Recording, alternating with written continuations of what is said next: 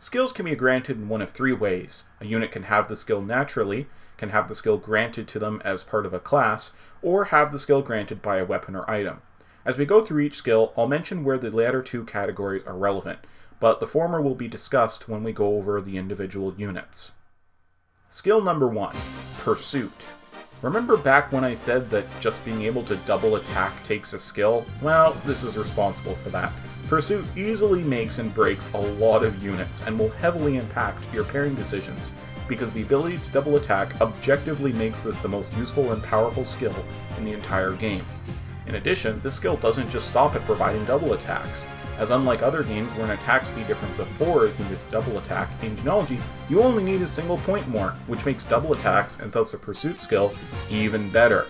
As if the game is recognizing how reliant units are on Pursuit, it is the most frequently granted class skill in the game, being gifted to Myrmidons, Heroes, Swordmasters, Archers, Snipers, Thief Fighters, Dragon Lords, Master Knights, and the enemy-only Dark Bishop class. The skill can also be granted by the aptly named Pursuit Ring, acquired as part of a secret event in Chapter 2. Skill number 2, Continue. This should be a familiar skill to anyone who's played the Radiant series, where it was known as Adept, or those who have just come here from Thracia 776. Continue is a skill that gives the user a chance to perform an immediate follow-up attack akin to a Brave weapon, and it's at its most powerful in Genealogy, as the activation rate is the unit's attack speed plus 20%. That plus 20% is done to give units stuck with heavy weapons like Kuon an actual chance to proc the skill. Be warned though, unlike later games, this skill and hero weapons cannot stack. Think of it thusly: any unit using a hero weapon simply has a hidden Continue skill with a flat activation rate of 100%. Continue is given to a lot of classes, but only promoted ones, which includes Swordmasters, Forest Knights, Falcon Knights, Mage Fighters, and Sages. Also, while you should never run into this unless you're actually trying to trigger it, if you have a unit attack while their proc rate for Continue is 0 or lower, the game will freeze. I say you should never naturally run into this because it's only possible if you have a 10 or lower speed unit attack with a broken weapon, all of which have a weight of 30, so the negative speed will cancel out the plus 20% and leave it with 0 or lower activation rate. Seriously, don't try this, it's dumb, I don't know why it's in the game, but hey, it's funny to notice. Skill number 3, Charge. This skill, of which I always complain about in Thracia, originated here, and while it isn't the liability it is in that game, it has a different annoyance in Genealogy, being super freaking complicated to explain.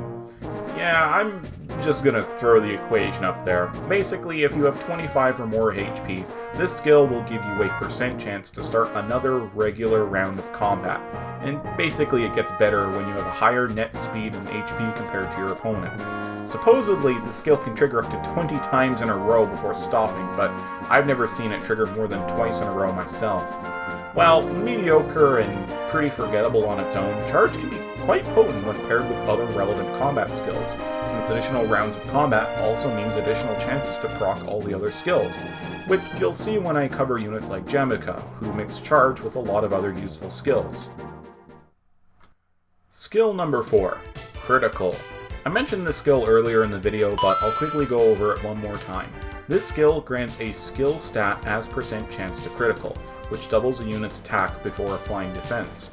And also, as previously stated, the Mistletoe Holy Weapon, the Killer Bow, and any weapon that has at least 50 kills will grant this skill to the unit. Skill number 5, Wrath. Again, I mentioned this earlier, but one more time for the record, when a unit with Wrath falls to below half HP, all of their successful hits will be criticals. Skill number 6, Big Shield. Oh, why, Genealogy? Why did you have to bring this accursed skill into being?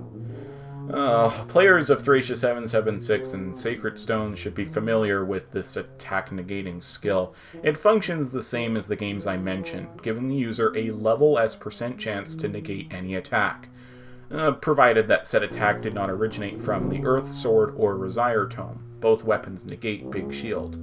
This is also the class skill of Generals, as well as the enemy-only Baron and Emperor classes. Skill number 7, Steal. Now here's something completely unique to Genealogy. We'll go over the specifics of how gold works later, but this skill allows the user to pilfer all of the gold away from any unit they've successfully hit in battle. Yes, this can happen to your own units, and yes, it will be aggravating if it does so, since the only way to get it back is to use the steal skill yourself. Steal is also notable for not being the inherent skill of any unit. Instead, it is only granted to the Thief and Thief Fighter classes, as well as any unit using the Thief Sword or holding the Thief Ring. Skill number 8, Awareness. We covered this briefly while discussing critical mechanics, but there's a bit more to the skill than I initially mentioned. In addition to nullifying all crits against the user, Awareness will negate the 3 sword skills, Astra, Soul, and Luna, which I'll go over later. This is markedly different from its later incarnation Nihil in the Radiant series. Nihil negated all combat skills, but Genealogy's Awareness does nothing against skills like Pursuit, Continue, and Charge, just crits and the 3 sword skills, so keep that in mind. Skill number 9, Ambush. This skill allows the user to strike first when attacked if they have less than half their HP, and the opposing unit has also not triggered Ambush themselves. This skill should be familiar to most Fire Emblem players, as while it's had many different requirements, it's been in Thracia 776, the Radiant series, Awakening, and Fates, the latter 3 under the name of Vantage. Ambush also negates an opposing unit's charge skill, which I actually didn't know until I looked it up, but boy, I am shocked that no one discusses the merits of this obviously very useful and important ability. One last note, you can combine Wrath and Ambush. It can only be accomplished in the 2nd generation with a specific pairing, and it probably isn't ideal, but it can be really fun to watch.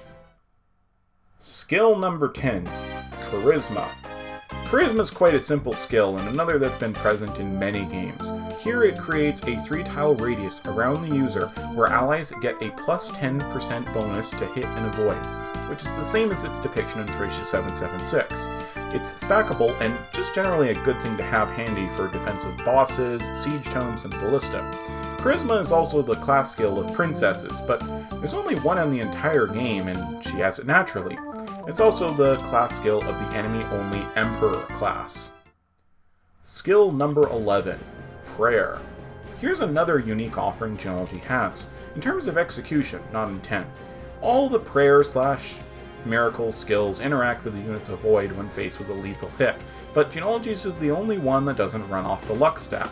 Instead, when a unit with prayer gets struck to 10 or less HP, they get an avoid bonus equal to the above equation shown for 1 turn. Basically, 10% extra avoid for every point of HP below 11. This threshold must be triggered again for following turns, or if the unit heals its HP somehow.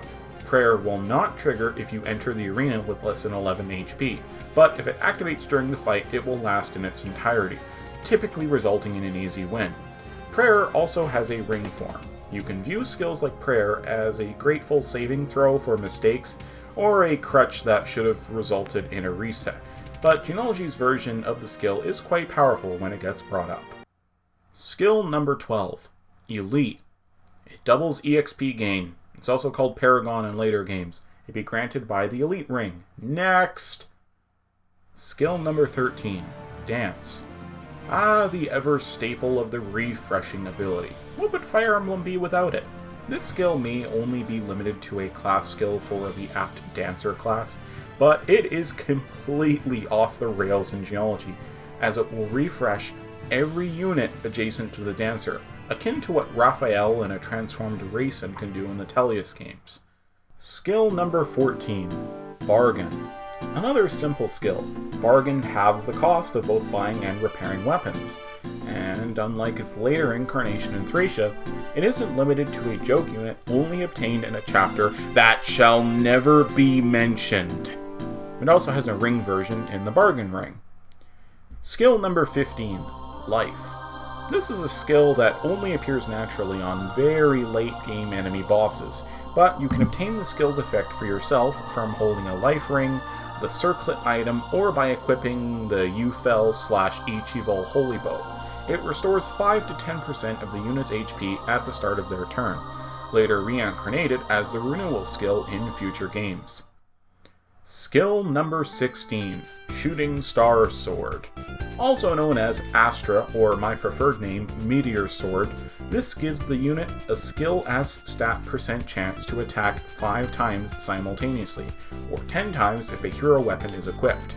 Relevant because Continue cannot be activated on any of the hits, even if the user is not wielding a hero weapon.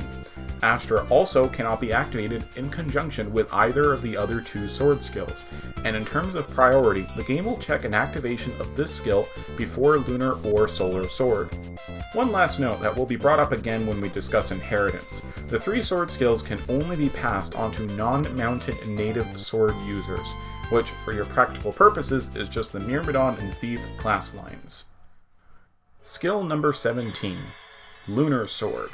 The second of 3 sword skills, also known as Luna, gives a skill % chance to negate all enemy defenses for an attack, provided that big shield is not triggered.